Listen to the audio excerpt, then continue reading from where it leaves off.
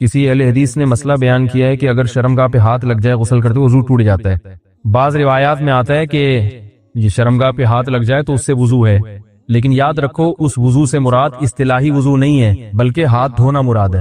حدیث میں وضو کا لفظ ہاتھ دھونے کے معنی میں بھی استعمال ہوا ہے، کیونکہ عبداللہ ابن مسعود رضی اللہ تعالی عنہ اس سختی سے منع کرتے تھے. جو لوگ اس بات کے قائل تھے کہ شرمگاہ کے ہاتھ لگنے سے وضو ٹوٹ جاتا ہے، تو عبداللہ بن مسعود نے فرمایا کہ اگر یہ اتنی ناپاک چیز ہے تو کاٹ کے پھینک دو اپنے جسم سے. یہ ان کے الفاظ ہیں. تو وضو کا وہاں کیا مطلب ہے؟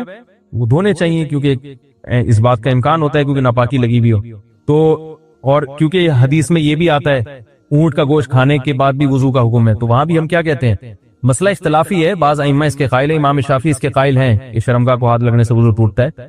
اس میں کسی اہل حدیث پہ طنز کرنا جائز نہیں ہے. تو مسئلہ چونکہ اختلافی ہے، جب اختلافی مسئلہ ہوتا ہے تو اگر کوئی ایک قول پر عمل کر رہا ہے تو ٹھیک ہے. تو میں یہ بتا رہا ہوں کہ ہم اس روایت کو کیوں نہیں لیتے. اس کی وجہ یہ ہے کہ یہاں وضو سے مراد ہے اصطلاحی نہیں بلکہ، اور اس کے بہت سارے قرائن ہیں، لیکن ابھی چونکہ وقت بہت زیادہ ہو گیا تو اس لیے میں اس کی زیادہ ڈیٹیل میں نہیں جاؤں گا.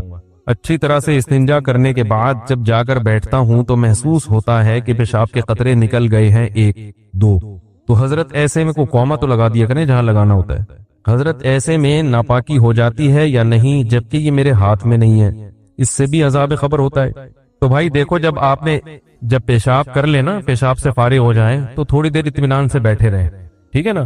جب اطمینان ہو جائے کہ اب مزید خطرہ نکلنا بند ہو گیا تو پانی ڈالیں اور پتلی گلی سے نکل لیں. دوبارہ اسٹڈی کرنے کی، مطالعہ کرنے کی چندہ ضرورت نہیں.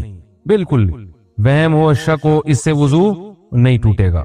بلکہ شک دور کرنے کا جو سنت طریقہ ہے وہ یہ کہ اپنے ازار پہ تھوڑا سا پانی کی چھینٹیں مارنے شلوار پہ، تاکہ اگر تراوٹ نظر آئے، شیطان وسوسے میں ڈالے کہ یہ تو گیلا گیلا، تو آپ خود بولو بھائی یہ تو میں نے خود ترک کیا ہے. تو یہ وسوسہ دور کرنے کا اچھا طریقہ ہے. تو ایک دفعہ جب اطمینان ہو گیا تو اب جب تک 100% یقین نہیں ہوگا قطرہ نکلنے کا، اس وقت تک وضو نہیں ٹوٹے گا. اتنا یقین ہو جائے کہ آپ قسم اٹھا کے کہہ سکیں کہ میرا قطرہ نکلا ہے یا ہوا خارج ہوئی ہے، قسم اٹھا کے کہہ سکیں آپ. بعض دفعہ وہمی لوگ ہوتے ہیں نا، میں ان سے کہتا ہوں کہ تم قسم اٹھا سکتے ہو کہ ایک قطرہ نکلا ہے؟ کہہ رہے بس سوچ کے بتاؤں گا کہ قسم اٹھا سکتا ہوں کہ نہیں. اس پہ بھی کنفیوز ہوتا ہے کہ قسم اٹھا سکتا ہوں کہ نہیں. تو میں نے کہا یہ اس کی علامت ہے کہ نہیں اٹھا سکتے، کیونکہ اتنا یقین ہوتا تو فوراً قسم اٹھاتے. دیکھو ابھی سورج نکلا ہوا ہے، فوراً قسم اٹھا کے ہم کہہ سکتے ہیں اللہ کی قسم سورج نکلا ہوا ہے. اس میں کنفیوز نہیں ہوتا انسان. تو جب تک اتنا یقین نہ ہو جائے کہ پیشاب کا قطرہ نکلا ہے یا ہوا خارج ہوئی ہے، اس وقت تک وضو آپ کا باقی رہے گا. لیکن وہمیوں کو بات سمجھ میں نہیں آتی ہے، پھر بھی کنفیوزڈ ہی رہیں گے یہ. تو اللہ اس کے رسول نے جب ایک بات بتا دی ہے تو بھائی اس پہ یقین کر لو. بس چپکے سے نماز پڑھو. پھر شیطان کہنا کہ ہو سکتا ہے نکلا ہو، تو بولو نکلا ہوگا تو بھی اللہ قبول کر رہا ہے. ہم نے اللہ سے قبولوانی ہے. جب اللہ قبول کر رہا ہے تو ہمیں یہ سوچنے کی کیا ضرورت ہے کہ نکلا ہے کہ نہیں نکلا، جب اللہ ایسے ہی قبول کر رہا ہے. تو ایک دفعہ اطمینان ہو کہ قطرہ آنا بند ہو گیا، اس کے بعد پھر شک سے وضو نہیں ٹوٹے گا. ہاں بعض یہ جو نوجوان لڑکے ہیں یا کم عمر لڑکے ہیں، یہ پیشاب کرتے ہی اٹھ کے بھاگ جاتے ہیں. تو پیشاب کرنے کے کچھ وقت تک تو بہرحال تری نکلتی ہے، تو ایک دم سے بھاگ گئے تو اس سے شلوار بھی ناپاک ہوگی، وہ جگہ بھی ناپاک ہو جائے گی. تو اگر شلوار اتنی ناپاک ہو گئی ہے کہ جو 5 روپے کا سکہ، اس کی کیا دلیل ہے؟ اس پہ بھی اعتراض کرتے ہیں. قرآن حدیث میں کہاں لکھے کہ 5 روپے کے سکے کے برابر اگر ناپاک ہو گئی تو وہ ناپاک ہے، اس سے کم پاک ہے. تو یہ بھی کسی وقت بتاؤں گا انشاءاللہ. اس پہ میرا ایک مناظرہ بھی ہوا ہے، ایک صاحب کہہ رہے تھے اس کی کیا دلیل ہے، تو آج تک پھر وہ دوبارہ الحمدللہ انہوں نے دلیل نہیں مانگی. 5 کا سکہ تو چھوٹا ہو گیا، صحیح کہہ رہے ہیں بھائی. وہ پرانا والا سکہ رائج الوقت نہیں، پرانا سکہ جو ہتھیلی کی گہرائی کے برابر ہے. صحیح کیا آپ نے، اچھا ہوا لقمہ دے دیا آپ نے.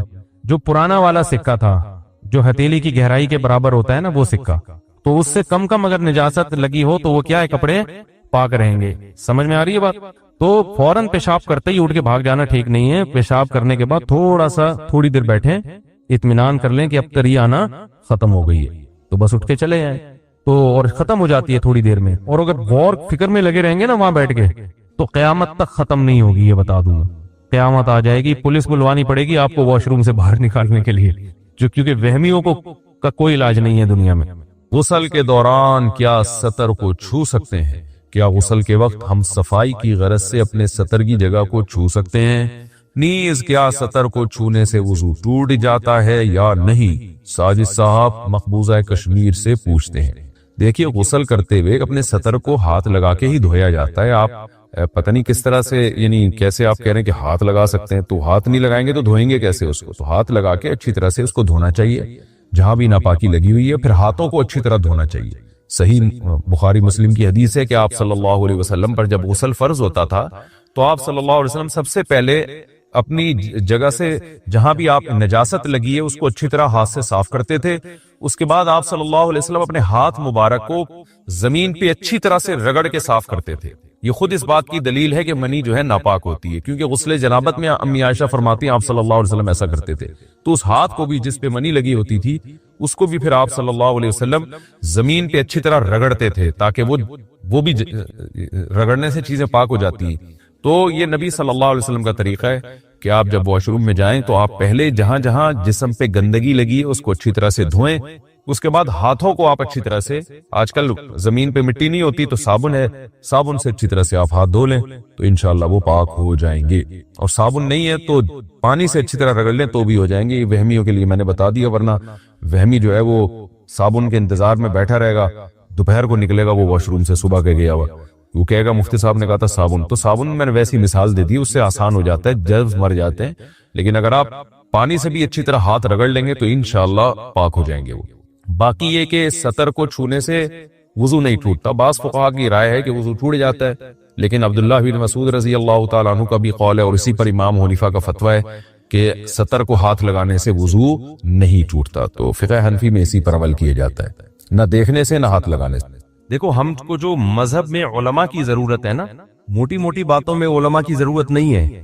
جب آپ مسائل کی طرف جاتے ہیں، فقہی مسائل، اس میں ضرورت پڑتی ہے جو لوگ اس فیلڈ کے ایکسپرٹ۔ جو موٹی موٹی باتیں قرآن و سنت نے بیان کی ہیں نا، ان میں تو عالم کو بھی دیکھا جائے گا کہ اگر یہی بیان کر رہے تو یہ عالم ہے، اس کے علاوہ بیان کر رہے تو یہ عالم ہی جاہل ہے۔ جیسے زکوٰۃ اسلام میں ہے یا نہیں ہے؟ بھی تو قرآن میں جگہ جگہ ہے، زکوٰۃ اجماعی مسئلہ ہے، رمضان کے روزے فرض ہیں، 5 نمازیں فرض ہیں، ماں باپ کا احترام فرض ہے۔ اب کوئی مفتی صاحب بیٹھ کے تقریر کریں کہ اسلام میں ماں باپ کا احترام نہیں ہے، اسلام میں رمضان کے روزے نہیں ہے، شوال کے روزے ہیں۔ اب آپ اس مفتی سے، کوئی جاہل گوار دیہاتی اٹھ کے تقریر کرے یہ مفتی غلط کہہ رہا ہے، لوگ اس جاہل سے کہیں کہ مفتی وہ ہے یا تو ہے؟ وہ پڑھا لکھا ہے بھائی، تو ٹماٹر اگاتا ہے، پیاز اگاتا ہے، تجھے زیادہ پتا ہے یا اسے زیادہ پتا ہے؟ شریعت کی بات علماء سے پوچھی جائے گی نا، تو اس موقع پر یہ بات درست نہیں بھائی، شریعت کی بات علماء سے پوچھی جائے گی، لیکن جو بالکل دور دور 4 کی طرح اجماعی مسئلے ہیں ان میں تو عالم کو بھی پرکھا جائے گا کہ یہ اس کے مطابق بیان کر رہے ہیں تو ٹھیک ہے، اس سے ہٹ کے بیان کر رہے ہیں تو یہ عالم ہی ٹھیک نہیں ہے۔ تو وہ گوار دیہاتی کہہ سکتا ہے کہ بھائی شریعت کی بات علماء سے پوچھی جائے گی، نماز پڑھنی کیسے علماء بتائیں گے، سجدہ صاحب کب واجب ہوتے ہیں علماء بتائیں گے، رمضان کا روزہ کن کن چیزوں سے ٹوٹتا ہے علماء بتائیں گے۔ رمضان کا روزہ ہی غائب کر دیا تو یہ عالم نہیں ہے، جاہل ہے، یہ تو اجماعی مسئلہ ہے۔ تو خوب سمجھ لو، میڈیکل سائنس کے کچھ مسئلے اجماعی ہیں، میڈیکل سائنس سے مراد ہے انسانی صحت، اس کے کچھ مسئلے کیا ہیں؟ اجماعی ہے۔ ان میں اگر کوئی میڈیکل رپورٹ آپ کے سامنے اس کے خلاف آتی ہے تو رپورٹ کو بکری کو کھلا دیا کرو آپ جا کے، سمجھ رہے ہو؟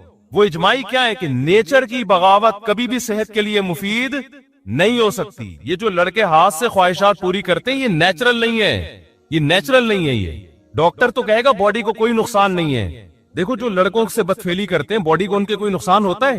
مینٹلی بیڑا غرق ہو جاتا ہے ان کا، اتنا بیڑا غرق ہوتا ہے کہ لوط علیہ السلام کہہ رہے ہیں کہ تم عورتوں سے شادی کرو، وہ کہہ رہے ہیں ہمیں عورت سے نکاح میں کوئی رغبت نہیں ہے۔ وہ جو ہارمونز باڈی میں جو انسان میں خواہشات کو بھڑکاتے ہیں، ان ہارمونز کی ایسی کی تیسی ہو گئی تھی کہ نہیں ہو گئی تھی لوط علیہ السلام کی قوم کی؟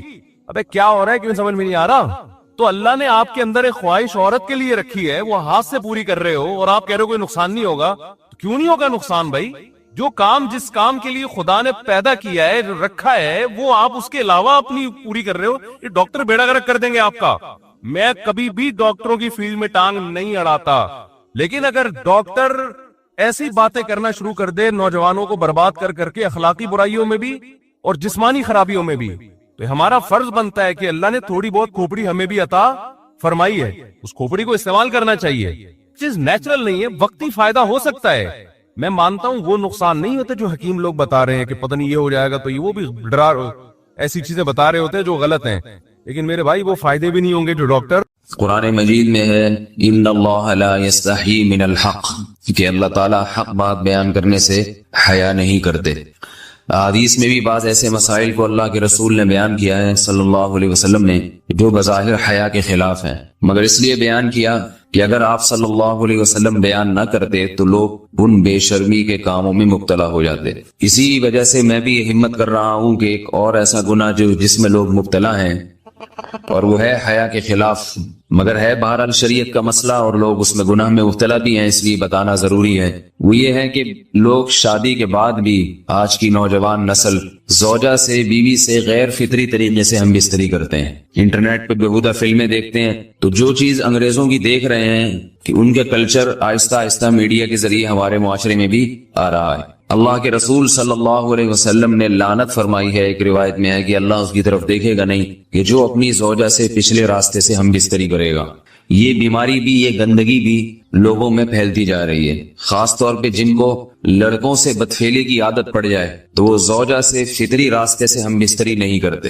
اللہ نے فرمایا کہ نساؤکم حرث لکم، یہ تمہاری زوجات ہیں، بیویاں ہیں، یہ نسل بڑھانے کے لیے ہیں، تو اسی راستے میں انسان اپنی خواہش کو پوری کر سکتا ہے جس راستے سے نسل بڑھتی ہے۔ اس کے علاوہ کسی اور راستے سے اپنی خواہش کو پورا کرنا یہ حرام ہے، گناہ کبیرہ ہے، گندگی ہے۔ ہمارے پاس کیسز آتے ہیں، ایک پاک دامن لڑکی کی شادی ہوتی ہے، لڑکا بھی بظاہر بڑا نیک، لیکن کیا ہے، لڑکا چونکہ ٹھرکی ہوتا ہے، شہوت کا درندہ ہوتا ہے، تو وہ یہ نہیں دیکھتا کہ میں اپنی بری خواہش مٹانے کے لیے میں اپنی زوجہ کو غیر فطری طریقے پر مجبور کیسے کر سکتا ہوں، تو مجبور کرتا ہے پھر اپنی بیوی۔ اس میں جو عورتیں زیادہ پاک دامن نہیں ہو، نیک نہ ہو، یا ان کو یہ ڈر ہو کہ طلاق ہو گئی تو ہم کہاں جائیں گے، وہ پھر اپنے شوہر کے ساتھ اسی غیر فطری طریقے پر آمادہ ہو جاتی ہیں، اور اس کا عذاب اور اس کا وبال یہ ہوتا ہے کہ کچھ دنوں میں ان کو بھی اسی کی لت پڑ جاتی ہے۔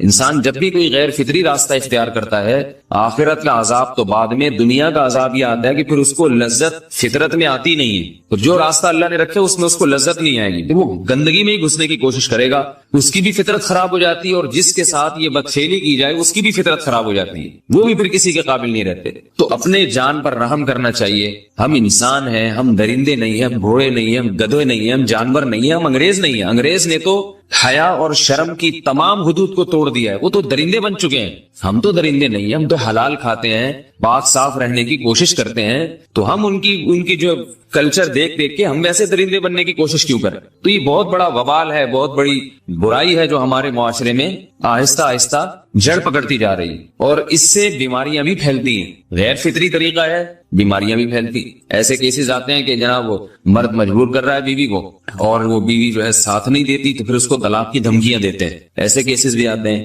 اور یہ بھی آتا ہے کہ مرد جب اپنی بیوی کو غیر فطری طریقے پر مجبور کرتا ہے، بیوی آمادہ نہیں ہوتی، تو مرد پھر یہ دھمکی دیتا ہے کہ بھائی میری خواہش تو تم سے پوری ہوتی نہیں ہے، پھر میں دوسروں کے پاس جاؤں گا۔ تو یاد رکھیں، جس عورت کا شوہر یہ دھمکی دے اس کو کہ میں زنا کروں گا اگر تم نے میری خواہش پوری نہیں کی غیر فطری طریقے سے، تو عورت اپنے شوہر سے کہہ دے کہ جاؤ تم کہیں اور جا کے منہ کالا کرو، تمہاری فطرت میں گندگی ہے تو یہ مجھے گندا بنانے کی کوشش نہ کرو، اس کو زنا کرنے دیں، وہ اللہ آخرت میں اس سے بھگتے گا۔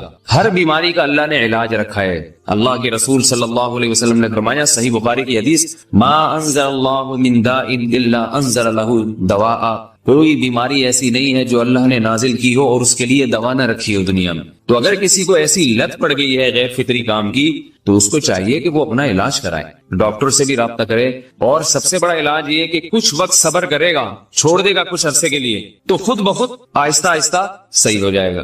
ایک آدمی شراب کا عادی ہے، ایک علاج تو یہ کہ ڈاکٹروں سے رابطہ کرے، بہترین علاج کے چھوڑ دے، کتنے دن تڑپے گا؟ ایک دن، دو دن، تین دن، چار دن، ایک ہفتہ، دو ہفتہ، بہت زیادہ سال ہو جائے گا نا، اس کے بعد خود بخود ٹھیک ہو جائے گا۔ سگریٹ کا عادی ہے، چھوڑ دے گا، تو کتنے لوگ ہم نے دیکھے ہیں دن میں 20 سگریٹ پیتے تھے، چھوڑنے پر آئے تو بالکل ایک دم چھوڑ دی انہوں نے، آہستہ آہستہ کر کے چھوڑ دی، لیکن تکلیف ہوئی مگر عادی ہو گئے۔ تو اب کسی کو یہ لت پڑ گئی ہے غلط کام کی، برائی کی، تو اس کا بہترین علاج یہ ہے کہ وہ اپنے آپ کو بدلنے کی کوشش کرے، ماحول بدلے، اور کچھ وقت صبر کرے گا تو اللہ اس سے یہ عادت چھڑا دے۔ نہیں کی، صبر نہیں کیا اس نے، پھر اسی گندگی میں موت واقع ہوگی، پھر آخرت کا عذاب بہت سخت، نسلیں برباد ہو جاتی ہیں اس عمل سے انسان کی۔ تو بات حیا کے خلاف ہے، مگر یہ کہ ایک بزرگ تھے وہ بات فرما رہے تھے، تو کسی نے پوچھا کہ حضرت آپ حیا کے خلاف بات کرتے ہیں، تو انہوں نے فرمایا تم بے حیائی کے کام نہیں چھوڑتے، ہم اس چھڑوانے کے لیے بات کریں تو ہم برے ہیں، اور تم کام کرو تو بھی برے نہیں. برائی کا کام کرنے میں برا نہیں بنتا, اور برائی کے خلاف بولنے والا برا بن جاتا ہے کہ دیکھو یہ کیسی باتیں کر رہے ہیں. تو وہی باتیں ہیں اس لیے ہیں کہ یہ معاشرے میں یہ برائی پھیلتی چلی جائے گی, اور یہ ہماری اپنا کلچر نہیں ہے, یہ امپورٹ ہو رہا ہے باہر سے, یہ امپورٹ ہو رہا ہے, یہ وہاں میڈیا کے ذریعے آ رہا ہے. تو وہ چیزیں دیکھا نہ کریں اور ان لوگوں سے دور رہا کریں. ہمیں تو دین کا داعی ہو کے ان کو ہدایت پر لانا تھا, بجائے ہم ہدایت پہ چل کے دوسروں کو چلانے والے بن کے ان کے راستے پہ ہم نے چلنا شروع کر دیا. اللہ تعالیٰ ہمیں اب دیکھیں ان کے ہاں ایڈس کا مرض پھیل گیا ہے. آپ بتائیے یہ ایڈس کا مرض ہمارا ہے کیا؟ یہ بیماری ہماری ہے یا ان کی ہے؟ ہمارے یہاں بیماریاں ہیں, کھانسی ہے, نزلہ ہے, ٹھیک ہے نا, بلڈ پریشر ہے, شوگر ہے, یہ بیماریاں ہماری ہیں. کوئی اللہ کا شکر ہے گندی بیماری ہمارے یہاں نہیں ہے. جتنی گندگیاں ہیں وہاں سے آ رہی ہیں. ایڈس کا مرض وہاں سے امپورٹ ہوا ہے. وہ ایڈس کا مرض اسی بدفعلی کی وجہ سے پیدا ہوتا ہے, اسی سے جراثیم پیدا ہوتے ہیں, اور اتنا خطرناک مرض کے ایسے متعدی ایسے پھیلتا ہے. افغانستان میں ایڈس کا ریشو 0 تھا, 0. وہ جانتے نہیں تھے کہ ایڈس کا مرض ہوتا کیا ہے. جب سے امریکن آرمی, برطانیہ آرمی افغانستان میں آئی ہے, فوجی آئے ہیں, افغانوں میں ایڈس کا مرض پھیل گیا ہے. انہوں نے وہاں بدفعلیاں شروع کر دی ہیں. تو وہ تو حالانکہ ان کے لیے زنا کتنا سستا ہے, کتنا سستا ہے نا ان کے لیے زنا, پھر بھی وہ لڑکوں کی طرف مائل ہوتے ہیں. تو اتنی گندگی, ایسا گندا جب انسان بن جائے پھر اللہ اس کے وجود کو برقرار نہیں رکھتے, اور رکھتے ہیں تو پھر آخرت میں سزا دینے کے لیے اپنے آپ کو ان گندگیوں سے بچانا چاہیے, حلال پہ اکتفا کرنا چاہیے. اللہ تعالیٰ ہمیں حلال پہ قناعت کی توفیق عطا فرمائے اور پاکیزہ لوگوں میں ہمارا شمار فرمائے. اگر شادی شدہ عورت 40 دن میں بھی ایک دفعہ, اچھا بھائی دیکھو یہ حیا کے خلاف مسائل جو ہے نا, یہ اس چینل پہ نہ پوچھا کرو. مرد پر لازم ہے کہ کم سے کم 4 مہینے میں بیوی سے ایک دفعہ وہ لازمی ہم بستری کرے. تو اگر وہ 4 مہینے میں ایک دفعہ بھی نہیں کرتا تو پھر جو ہے وہ دیانتاً ذمہ دار ہوگا. اس بات کا خطرہ ہے کہ وہ گناہ گار ہو, کیونکہ حضرت عمر رضی اللہ تعالیٰ عنہ نے قانون بنایا تھا کہ 4 مہینے سے زیادہ کوئی بیوی سے دور نہ رہے. تو کم سے کم اتنا ہے لازمی. تو اس سے زیادہ بھی اگر کوئی مرد بیوی کے قریب نہیں آ رہا تو پھر وہ ظالم کہلائے گا شریعت کی نظر. حج کے دوران باقی ہر عورت اور ہر مرد کے حالات مختلف ہوتے ہیں. بعض عورتوں میں خواہش زیادہ ہوتی ہے, بعض میں کم ہوتی ہے. یہ نیچرل ہے, اس کا کوئی اس سے تعلق نہیں ہے کہ عورت کوئی بری ہے. بعض دفعہ عورت میں یہ خواہش نفس بہت زیادہ ہوتی ہے, اس کی ریکوائرمنٹ بہت زیادہ ہوتی ہے, تو لوگ پھر مرد اس بیوی کو برا سمجھنا شروع کر دیتے ہیں, حالانکہ اس کا برائی اور اچھائی سے تعلق نہیں ہے. جیسے مردوں میں صحت کے لحاظ سے اور ان کے جو مینٹل ہیلتھ ہے اس کے لحاظ سے مردوں میں فرق ہوتا ہے, کسی میں خواہش بہت زیادہ ہوتی ہے, کسی میں کم ہوتی ہے. تو اس طرح خواتین میں بھی ہوتی ہے, بہت سے پاک دامن عورتیں ہوتی ہیں لیکن ان میں ڈیزائرز بہت زیادہ ہوتی ہے. تو یہ سب کی الگ الگ اللہ نے فطرت بنائی ہے. تو میاں بیوی اس کو ایک دوسرے کو بہتر سمجھ سکتے ہیں کہ کس کی کیا ڈیزائرز ہیں. بہرحال اگر مرد میں عورت کی ڈیزائرز پوری کرنے کی طاقت نہیں, عورت میں بہت زیادہ ڈیزائرز ہیں, مرد میں کم ہے, تو ایسی صورت میں عورت پھر مرد سے طلاق مانگ سکتی ہے کہ بھئی میں سیٹسفائی نہیں ہو پا رہی ہوں اور میری ریکوائرمنٹ زیادہ ہے. تو مرد اگر طلاق دے دے تو اچھی بات ہے, نہیں دے تو پھر عورت کو چاہیے اسی کے ساتھ گزارا کرے. ہاں اگر 4 مہینے تک بھی مرد بیوی کے پاس نہیں آتا ہے تو پھر مرد پر لازم ہے کہ عورت کے مطالبے پر اس کو وہ چھوڑ دے, کیونکہ پھر تو جوان عورت کو بہرحال گناہ کا خطرہ ہے. جسمانی تعلق نہ رہنے سے نکاح پر اثر. لاہور سے کسی نے پوچھا اگر میاں بیوی کا آپس میں کوئی جسمانی تعلق نہ ہو تو کیا نکاح پہ کوئی فرق پڑے گا؟ نہیں, اس سے کوئی فرق نہیں پڑتا. جب تک شوہر طلاق نہیں دے گا نکاح ختم نہیں ہوگا. یا اگر شوہر جان بوجھ کر بیوی کا حق ہی ادا نہیں کرتا اور 4 مہینے سے زیادہ اس سے ریلیشن قائم نہیں کرتا اور بیوی بھی جوان ہے, اس کو گناہ کا خطرہ ہے, تو پھر وہ عدالت میں کیس کر سکتی ہے اور پھر اس کا ایک پروسیس ہے, کس طرح سے نکاح ختم ہوگا تو اس پروسیس کو فالو کر سکتی ہے وہ. تو خلاصہ یہ کہ شوہر گناہ گار تو ہوگا کہ اس میں طاقت بھی ہے اور بیوی بھی جوان ہے, تو وہ کیوں اس کا حق ادا نہیں کر رہا, لیکن نکاح خود بخود ختم نہیں ہو جاتا. بیوی بچوں سے کتنا عرصہ دور رہ سکتے ہیں؟ بندہ کام کی وجہ سے 2 سال ملک سے باہر رہتا ہے, کوشش کے باوجود چھٹی نہیں ملتی. کیا اتنی دیر بیوی بچوں سے دور رہنا جائز ہے؟ نامعلوم. بھائی دیکھیں, ایک تو ہے حضرت عمر رضی اللہ تعالیٰ عنہ کا مشہور واقعہ ہے کہ آپ نے کچھ خواتین سے پوچھا تھا کہ عورت کتنا صبر کر سکتی ہے مرد کے بغیر, تو بعض صحابیات نے بتایا کہ 4 مہینے. تو حضرت عمر نے قانون بنایا کہ جو مجاہدین محاذ جنگ پہ لڑ رہے ہیں 4 مہینے سے زیادہ دور اپنی بیویوں سے نہیں رہ سکتے. تو اس اصول کا تقاضا یہ ہے کہ وہ زمانہ بھی پاک دامنی کا زمانہ تھا, نیک لوگ تھے, تو اصول یہی ہے کہ 4 مہینے انتہا ہے عورت کے صبر کی. تو ایک نارمل عورت کے لیے اس سے زیادہ صبر کرنا مشکل ہوتا ہے, تو اس لیے بہتر یہی ہے, قانون یہی ہے کہ 4 مہینے سے زیادہ دور نہیں رہنا چاہیے. اور قرآن نے بھی یہ حکم دیا ہے کہ اگر کوئی قسم اٹھا لے کہ بیوی کے پاس نہیں جائے گا, قسم اٹھا لے, ایسا ہی نہیں بلکہ قسم اٹھا کے, تو پھر 4 مہینے میں طلاق واقع ہو جاتی ہے. بعض فقہا کے نزدیک عورت کو طلاق کا اختیار ہو جاتا ہے عدالت کے ذریعے, بعض کے نزدیک ہو جاتی ہے طلاق. تو اس سے بھی پتہ چلتا ہے, قرآن سے بھی اشارہ ملتا ہے کہ 4 مہینے جو ہے یہ ایک انتہائی مدت ہے ایک نارمل عورت کے لیے. تو اس زمانے میں تو اس کی اہمیت اور زیادہ بڑھ گئی ہے. وجہ اس کی ہے کہ بے حیائی، موبائل، انٹرنیٹ پر بیہودہ چیزیں، یہ سب چیزیں انسان کی شہوت کو بڑھاتی ہیں، مرد کی بھی اور عورت کی بھی. تو اس لیے بھائی میں تو آپ کو مشورہ نہیں دے سکتا کہ آپ 2-2 سال بیوی سے دور رہیں. میں بدگمان نہیں ہو رہا، بہت سے لوگ 4-4 سال دور رہتے ہیں، ان کی بیویاں بھی پاک دامنی کے ساتھ زندگی گزارتی ہیں، خود بھی بڑے نیک شریف بن کے زندگی گزارتے ہیں. بہت سے ایسے لوگ الحمدللہ ہمارے معاشرے میں ہیں. لیکن بہرحال اس کلچر کو، اس رواج کو فروغ نہیں دیا جا سکتا، اس کو اپریشیٹ نہیں کیا جا سکتا شریعت کے لحاظ سے بھی، عقل کے لحاظ سے بھی. 2 سال تک مرد کے لیے صبر کرنا کتنا مشکل کام ہے. وہ کھا بھی رہا ہے انڈے پراٹھے اور جناب کھانا پینا اسی سٹائل میں چل رہا ہے، یا تو روزے رکھ کے اپنے آپ کو آدھا کر دیا اس نے. تو سوال عورت کے ساتھ مرد کا بھی تو ہے نا. مرد نے تو قوت اور شہوت اللہ نے اور بھی زیادہ رکھی ہے، تو وہ کیسے صبر کرے گا؟ مرد کی جو قوت برداشت ہے وہ فقہاء نے اور اطباء نے بیان کی 1 مہینہ ہے. تو 2 سال تک بیوی سے دور ہیں. میں پھر بھی بتا دوں، میں بدگمان نہیں ہو رہا کہ جو دور ہیں آپ ان کے بارے میں برا سوچنا شروع کر دیں، لیکن بہرحال یہ اپنے آپ کو فتنوں میں ڈالنے کے مترادف ہے. اس لیے ایسی جاب نہ کریں. 2-2 سال تک بیوی سے دور ہیں، یا تو بیوی کو ساتھ لے کر جائیں یا بیوی کے ساتھ ہی رہیں. کہیں ادھر ہی کم پیسوں میں انسان گزارا کر لے بیوی بچوں کے ساتھ، یہ زیادہ اچھا ہے. زیادہ پیسوں کی لالچ میں بیوی بچوں سے دور رہنا. باقی بیوی آپ کی راضی ہے اس جاب پہ، یا آپ کے پاس کوئی آلٹرنیٹ ہے ہی نہیں، آپ جاب چھوڑ کے آئیں گے تو آپ کو لالے پڑ جائیں گے کھانے پینے کے، تو ایک مجبوری ہے. مجبوری کے حکام الگ ہوتے ہیں، لیکن نارملی اس کی بہرحال ترغیب نہیں دی جا سکتی.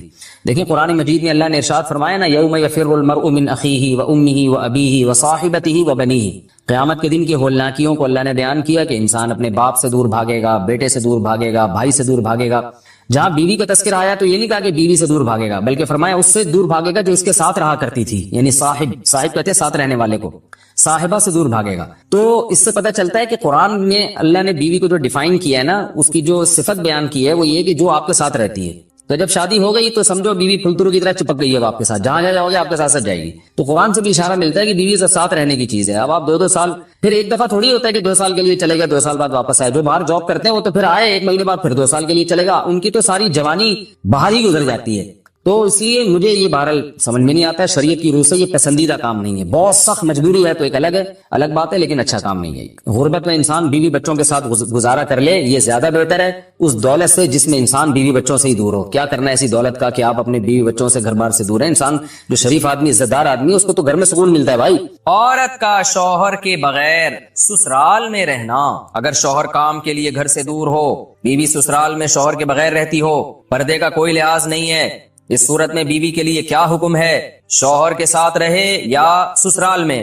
اگر شوہر ساتھ نہیں رکھتا بلکہ اپنے گھر والوں کے ساتھ رہنے پر مجبور کرے تو بیوی کیا کرے؟ طارق صاحب اسلام آباد سے. دیکھیں شوہر اگر جاب کے لیے گیا ہے 8-8 مہینے 1-1 سال بعد گھر آتا ہے، تو اصل مسئلہ تو یہ ہے کہ جہاں شوہر رہے گا بیوی وہیں رہے گی. شوہر کو چاہیے کہیں بھی گیا ہے اتنے لمبے سفر کے لیے تو بیوی کو ساتھ لے کے جائے. اس پر میں کئی بار دلائل دے چکا ہوں، قرآن سے بھی حدیث سے بھی. ان دلائل کو میں ریپیٹ نہیں کروں گا.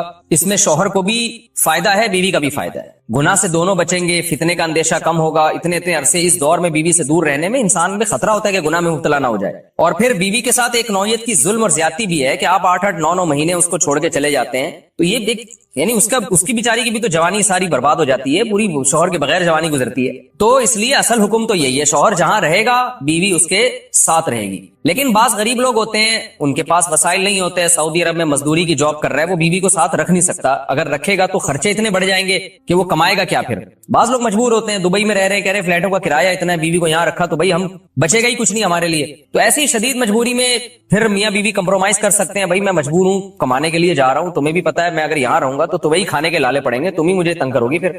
تو ایسی صورت میں پھر بیوی سسرال میں رہے یا میکے میں رہے. تو اصول تو یہ ہے کہ جہاں شوہر چاہتا ہے وہاں رہے. اصولی بات تو یہ ہے، کیونکہ جب رخصت ہو کے آ گئی ہے وہ سسرال کی امانت ہے نا. ہر آدمی چاہتا ہے کہ بھائی میری بیوی میرے والدین کے ساتھ رہے، یہی ہمارا کلچر ہے اور شریعت میں اس کے ناجائز ہونے کی کوئی دلیل بھی نہیں ہے. اور میاں بیوی کے بہت سے معاملات عرف متعین کرتا ہے، تو ہمارے عرف میں یہی ہوتا ہے کہ بیوی پھر سسرال میں رہتی ہے، رخصت ہو کے آ گئی ہے وہ. تو اس میں اصل حکم تو یہی ہے کہ شوہر جہاں چاہ رہا ہے وہاں رہے. اگر شوہر چاہ رہا ہے کہ میرے ماں باپ کے ساتھ رہو تو پھر عورت کو جائز چیزوں میں شوہر کی اطاعت اس پر لازم ہے. اس کو چاہیے کہ وہ شوہر کے وہاں رہے جہاں اس کے ماں باپ ہیں. لیکن اگر واقعی سسرال میں اس پر ظلم ہو رہا ہے، بہت زیادہ بے پردگی ہو رہی ہے احتیاط کے باوجود، یا خدا نخواستہ جوان دیور ہے، خطرہ ہے خدا نخواستہ. عام طور پہ ہمارے معاشرے میں ایسا خطرہ ہوتا نہیں ہے، خیر الحمدللہ غالب ہے، لیکن بعض دفعہ خطرہ بھی ہوتا ہے. دیور جوان ہے، خطرہ ہے، جوائنٹ فیملی ہے، تو پھر عورت سسرال میں نہیں رہے گی, پھر وہ شوہر کی غیر موجودگی میں اپنے والدین کے گھر رہے گی. پھر ایسی صورت میں شوہر کو بھی چاہیے کہ وہ بیوی کو فورس نہ کرے, اپنے دیوروں کے ساتھ رہنے پر مجبور نہ کرے. اس میں فتنے کا اندیشہ بہت زیادہ ہے. نبی صلی اللہ علیہ وسلم نے فرمایا الحم وہ موت, یعنی موت کی طرح دیور کو قرار دیا گیا ہے احتیاط کے معاملے میں. تو میں دیوروں پہ بدگمانی نہیں کر رہا کہ بہت سے دیور بھی بیان سن رہے ہوتے ہیں, وہ کہتے ہیں یار ہمیں یہ بنا کے پیش کر دیا, ہم تو بہت اچھے ہیں. آپ کے علاوہ کی بات کر رہا ہوں, جو میرا اس وقت چینل دیکھ رہے ہیں ان کے علاوہ کی بات کر رہا ہوں. لیکن بہرحال احتیاط ضروری ہے. شوہر دور ہو, جوان بھابھی ہو گھر میں اور دیور بھی ہوں, تو الحمدللہ ہمارے معاشرے میں خیر غالب ہے. لیکن کہیں بھی فتنے کا اندیشہ ہوگا تو وہاں پر پھر عورت اپنے والدین کے ساتھ رہے گی. گھر کو تباہ کرنا ہو اس کا طریقہ بھی میں آپ کو بتاتا ہوں, بہترین پیکج ہے میرے پاس. گھر کو تباہ کرنا ہو میں بتاتا ہوں, آپ اس کے بعد طلاق ایسوسی ایشن کھول سکتے ہیں. آپ گھر کو تباہ کرنا ہو تو بھی اصلاح کا لیبل لگایا جاتا. اللہ نے گھر کو سیدھا رکھنے کے لیے ایک اصول بتا دیا, وہ اللہ والا اصول ہمیں سمجھ میں نہیں آ رہا. اللہ نے کہا یہ جو میاں ہے, جس کو میاں کہا جاتا ہے, یہ کم بخت, جیسے ملک کا ایک سربراہ ہوتا ہے, وہ اچھا ہو برا ہو آپ نے اطاعت کس کی کرنی ہے, سربراہ. اب ہم لال بتی پہ سگنل توڑ دیں, بولیں کہ ہمارے صدر مملکت چونکہ سرداری ہیں اور کسی کو وزیر اعظم شہباز شریف سے بھی اختلاف ہو سکتا ہے, تو یہ دونوں ہمارے حکمران ہیں, میں ان کے قانون کو مانتا ہی نہیں, لہٰذا میں ریاست کو مانتا ہی نہیں, میں لال بتی توڑتا ہوا جاؤں گا. تو یہ لاجک کی بات ہوگی بھائی, ریاست اچھی ہو بری ہو آپ نے انتظامی چیزوں میں حکومتی لا کو فالو کرنا ہے آپ نے. تو گھر بھی ایک اسلام کہتا ہے کہ اسٹیٹ ہے, ایک ریاست ہے. میاں کبھی اچھے ہوتے ہیں کبھی میاں برے ہوتے ہیں, لیکن سربراہ رہتا ہے وہ کم بخت. عورت یہ کہہ کے اپنے شوہر کی اطاعت سے جان نہیں چھڑا سکتی کہ میرا میاں اچھا نہیں ہے. چلے گی بھائی گھر میں کس کی, میاں کی. اب خواتین کو اصلاح کے نام پہ فساد میں ڈالا جاتا ہے. نہیں, یہ کیا لگتا ہے تمہارا, جتنے اس کے حقوق ہیں اتنے ہی تمہارے حقوق ہیں. بہت ساری چیزوں میں رکاوٹ ہیں, بہت ساری. میں ایک کا نام لوں گا نا تو وہ بہت لمبی چوڑی فہرست ہے اس کی. بعض کیس ہمارے پاس آتے ہیں, بیگم صاحبہ نے شوہر کو 10 سال ہو گئے قریب ہی نہیں آنے دی. بھائی قریب ہی نہیں آنے دیا کیونکہ کوئی فزیکل پرابلم ہے بیگم میں, اس کو خواہش ہی نہیں ہے, وہ میاں گھوم رہا ہے, وہ زنا بھی نہیں کرتا. بیگم نے کہا دوسری شادی کر لو, میرے پاس پیسے ہی نہیں ہے نا, مجھے کوئی رشتہ دے گا نا, میرے پاس گھر کا انتظام ہے. تو اب بتاؤ سوسائٹی میں فساد, گھر میں فساد ہوگا کہ نہیں ہوگا. پھر وہ غصے میں آ کے بیگم کو تھپڑ مارتا ہے, تو بچے بڑے ہو گئے ہیں, وہ دیکھ رہے ہیں میرا باپ میری ماں کو بولو مارتا ہے. فساد بیگم مچا رہی ہے, بدنام کون ہو رہا ہے, بدنام میاں ہو رہا ہے. وہ کہہ رہے بھائی میں زنا کی طرف جا رہا ہوں. اگر عورت تھوڑی قربانی دے دے جو شریعت نے حکم دیا, نبی صلی اللہ علیہ وسلم نے فرمایا جب مرد بیوی کی طرف آنا چاہے تو حدیث کا مفہوم ہے بیوی کے پاس اس کو روکنے کا رائٹ بولو نہیں. کوئی بیماری ہو تو ایک الگ بات ہے. تو ایسا فساد گھر میں, بیٹے باپ کے باغی ہو گئے, بچیاں باپ کی باغی ہو گئی. وہ بیچارہ ساری زندگی کما کما کے کھلایا, گھر بنایا, گیس بجلی کا بل دیا, شیلٹر دیا, اور آخر میں ذلیل بھی خود ہی ہو گیا. یہی معاملہ الٹا بھی ہوتا ہے, الٹا بھی معاملہ ہوتا ہے. اللہ نے مرد کے ذمہ لگایا بیسک نان نفقہ کون دے گا عورت کا, بولو مرد دے گا. گھر میں بات کرے گا, تمیز سے بات کرے گا. بعض لوگ گھر میں جب آتے ہیں تو ایسے جیسے چنگیز خان نے بغداد پہ حملہ کر دیا ہے, بیسک نان نفقہ نہیں اٹھا رہے, بیگم کا زیور بیچ کے بولو کھا گئے. اب جب گھر میں لڑائی ہوتی ہے, چیخ و پکار, تو پھر اسلام نے جو شوہر کو حقوق دیا وہ پیش کرنا شروع. اسلام یہ کہتا ہے کہ عورت شوہر کے سامنے مت چیخے. جیسے ایک ٹک ٹاکر کا بھی آیا ہے نا, ایک ٹک ٹاکر کا آیا ہے ابھی بیان, اپنی بیوی کو میڈیا پہ بدنام کر رہا ہے اور کہہ رہا ہے کہ اسلام میں 4 شادیاں فرض ہیں. اگر وہ 4 شادی کا لفظ استعمال نہ کرتا نا تو میں یہ بات ابھی آپ کے سامنے نہ کرتا, لیکن وہ 4 شادیوں کو بدنام کر رہا ہے. کہتے ہیں اسلام میں 4 شادیاں فرض ہیں اور میری بیوی کیونکہ بہت سادہ ہے, بہت دیسی ہے, مجھے اس میں رغبت نہیں ہے, اور ایسی ہے اور ویسی ہے, فلانی ہے, ڈمکانی ہے, لہذا میں اس کو طلاق دے کے 4 شادیاں کروں گا. کسی ماڈرن سے کس قدر بے غیرتی ہے اپنی بیوی کو میڈیا کے سامنے ذلیل کرنا. میں اس لیے بیان کر رہا ہوں کہ ایسے لوگوں کو میرے کھاتے میں نہ ڈالا جائے کہ مفتی صاحب کے 4 شادیوں پہ بیانات کا یہ اثر ہے. نا یہ ٹھرک ہے جس پہ لیبل کس کا لگایا جا رہا ہے, 4 شادیوں کا. جب بھی کوئی میڈیا پہ آ کے شوہر اپنی بیوی کو ذلیل کرے یا عورت اپنے شوہر کو, تو یہ مت دیکھا کرو ان میں صحیح کون ہے غلط کون ہے, یہ الزام صحیح غلط ہے.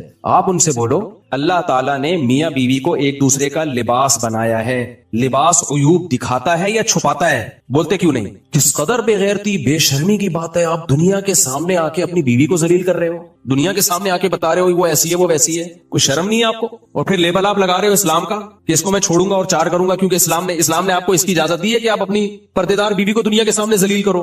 تو ایسے لوگوں کا بائیکاٹ کرنا چاہیے. اور ماڈرن لڑکیوں سے شادی کا جس کو شوق ہے نا وہ دوستیاں لگا لے, وہ شادی بولو.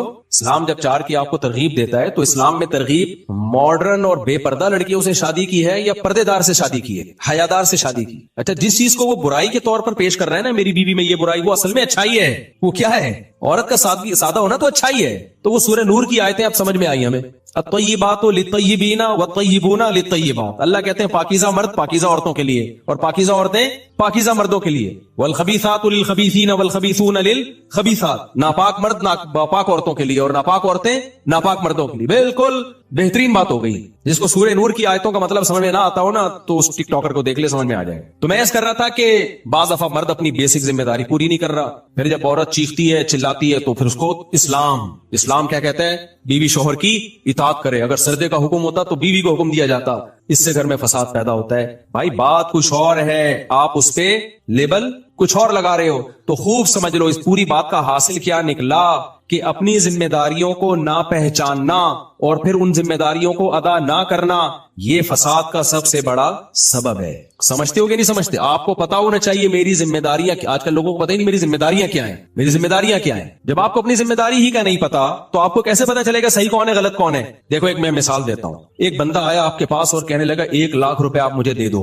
आप उसको मना कर दोगे तो क्या यह जुल्म कहलाएगा? नहीं कहलाएगा, क्योंकि आपको पता है मैं कोई जिम्मेदार थोड़ी हूं उसको 1 लाख रुपए देने का। लेकिन उसने कोई पुरानी फाइल निकाली और उसने कहा कि आपने फला चीज मुझसे खरीदी थी और पैसा देने आप भूल गए थे, तो ये देखो उसका सबूत है, और उसने साबित कर दिया कि आपके जिम्मे 1 लाख है। अब 1 लाख रुपए ना देना जुल्म है या नहीं है? तो नॉलेज में आ गया आपके कि भाई ये मेरी रिस्पॉन्सिबिलिटी है, ये मेरी जिम्मेदारी है, ये तावान है मेरे ऊपर। तो घर में जब किसी को पता ही ना हो कि मेरी हुदूद कितनी है, मेरी जिम्मेदारी, मुझ पर जो लायबिलिटीज हैं वो क्या है और सामने वाली पर क्या जिम्मेदारी है, तो उस जिम्मेदारियों के तायुन के बगैर किसी घर में कभी सुकून आ सकता है? बोलो नहीं। और लिबरल लोगों के यहां सबसे बड़ा मसला यही है, इन कमबख्तों को बेचारों को पता ही नहीं होता कि मेरी जिम्मेदारी क्या है और मेरी वाइफ की जिम्मेदारी क्या है। क्योंकि ये आधे मुसलमान सोसाइटी को लेकर चल रहे होते हैं, आधे गोरों को लेकर चल रहे होते हैं, ना इधर के ना उधर के। इनके यहां औरत को आजादी वो चाहिए जो अंग्रेजों की औरतों को होती है, लेकिन खर्चा पूरा शौहर से चाहिए। समझ रहे हैं कि नहीं समझ रहे हैं? हालांकि उनके यहां औरत मुकम्मल आजाद होती है, लेकिन गर्लफ्रेंड की तरह अपने शौहर के साथ रहती है। वो उसको वसीम साहब से भी, अस्तगफिरुल्लाह, ये वाले वसीम नहीं, अंग्रेजों के जो माइकल हैं उनसे भी उसको रिलेशन की इजाजत है। और इधर जो शौहर है उस पे वो भी आजाद होता है जिम्मेदारियों से, किसी किस्म की बीवी पे भी पाबंदियां नहीं लगा सकता।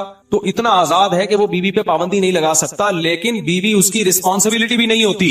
समझ रहे हो? उसके जिम्मे नहीं है बेगम को अपने खर्चे पे चाय भी पिलाए हो, बीमार हो जाए तो उसका इलाज करे, ये उसके जिम्मे नहीं है। तो हमारा जो सेकुलर लिबरल तबका है उसमें औरत को आजादी चाहिए अंग्रेज औरतों वाली, खर्चा चाहिए मुसलमानों वाला, इस्लाम वाला शौहर से। और इन लिबरल मर्दों को बीवी को बाउंड करना है उस तरीके से जैसे इस्लाम ने बीवी को बाउंड किया है, शौहर की इताअत करे। लेकिन बीवी के हुकूक से आजाद ऐसे होना है जैसे अंग्रेज आजाद हैं। बने क्यों कर जो हो सब कार उल्टा, हम उल्टे यार उल्टा बात उल्टी, हम उल्टे बात उल्टी यार उल्टा। मेहताब राय एक शायर गुजरा है, उसने कहा मेरे नाम में मेहताब में हम भी उल्टा तो मह बन गया, बात उल्टी तो ताब बन गया, राय उल्टी तो क्या बन गया? यार बन गया। तो हम भी उल्टे, बात भी उल्टी, यार भी उल्टा। हमारा नाम में तो हर चीज ही उल्टी है, तो बने क्यों कर जो हो सब काम उल्टा।